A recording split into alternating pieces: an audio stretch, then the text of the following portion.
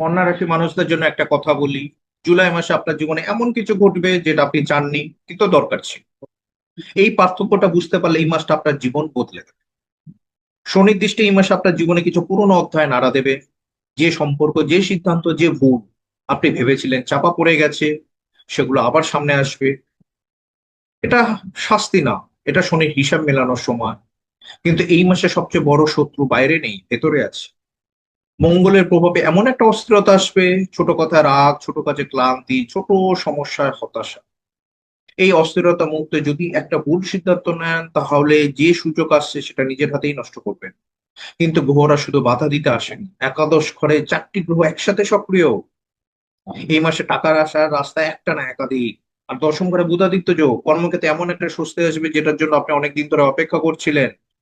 তবে 27 তারিখ মাথায় রাখুন, শনি বকরি হচ্ছে সেদিন, পুরনো কার্মিক হিসাব আবার টেবিলে আসবে। 27শে জুলাই সচেতন না থাকলে যা পেয়েছেন তাও হাতছাড়া হতে পারে।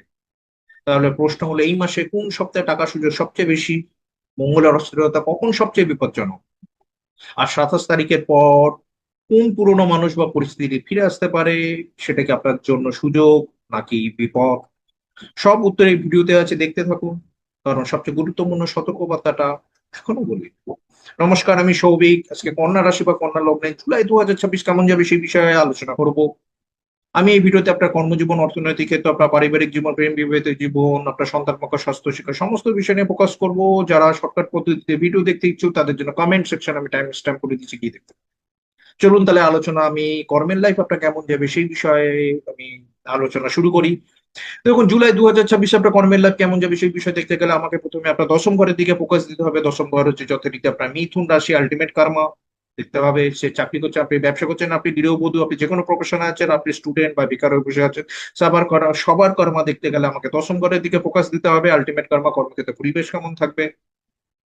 এছাড়া আরো গভীর বিশ্লেষণের জন্য যথারীতি আমাকে আপনার ষষ্ঠ ঘর যথারীতি কুম্ভ রাশির দিকে নজর দিতে হবে। এবং যারা ব্যবসা করছেন, যারা চাকরি করছেন, ষষ্ঠ ঘরের দিকে অর্থাৎ কুম্ভ রাশির দিকে, এবং যারা ব্যবসা করছেন তাদের জন্য সপ্তম ঘর মীন রাশির দিকে ফোকাস দিতে হবে। এবং গোচরে শনির উপর নির্ভর করবে আপনার জুলাই 2026 কর্মের লাইফ কেমন যাবে। চলুন তাহলে আলোচনা শুরু করি। তবে একটা কথা সবার আগে বলে নি, এটা একটা জেনারেল প্রেডিকশন। তার কারণ হচ্ছে একটা গড় আলোচনা, তার কারণ হচ্ছে আপনার ব্যক্তিগত জন্মছকে গ্রহের অবস্থান এবং দশার এবং অন্তর্দশার উপর কিন্তু রাশি ফলাফলের তারতম্য ঘটবে। কারণ বৃহস্পতি, শনি, রাহু, কেতুর মতো ধীর গতি সম্পন্ন করা, আরো যে 5টি দ্রুত গতি সম্পন্ন করা, আপনার ব্যক্তিগত জন্মছকে যখন যে গ্রহগুলোকে অ্যাক্টিভ করে সেই অনুযায়ী ডেইলি ইভেন্ট, মান্থলি ইভেন্ট এবং ইয়ারলি ইভেন্ট হয়। যদি আপনার